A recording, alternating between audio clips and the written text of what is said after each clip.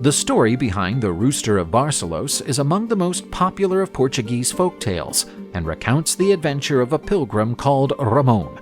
He intended to undertake the pilgrimage to Santiago de Compostela to pay off a promise he had made that, if his son were cured of an illness, he would go to the world-famous and sacred pilgrimage center.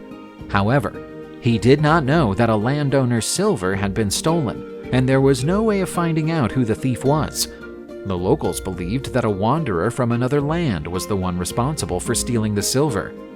Poor Ramon was detained and taken to the judge. He pleaded not guilty, but the magistrate refused to take him at his word and sent him to the dungeon, where he would be left without food and drink until he decided to admit his crime. 3 days of hardship passed, and Ramon was taken to the judge, who was dining with fellow magistrates and wanted to hear the wanderer's confession. He even assured him that, if he did confess, he would escape the gallows and only be sent to the island of Madeira under the sentence of banishment.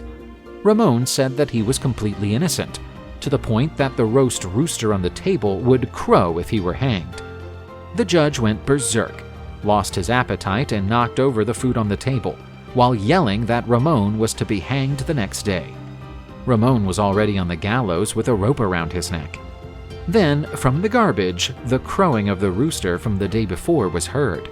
The judge was astounded and remembered Ramon's words the night before, and saw no other way out but to acquit him of his sentence, as he was surely innocent. The Rooster of Barcelos would become one of Portugal's most renowned cultural symbols. Ramon managed to safely make his way to Santiago de Compostela with its help.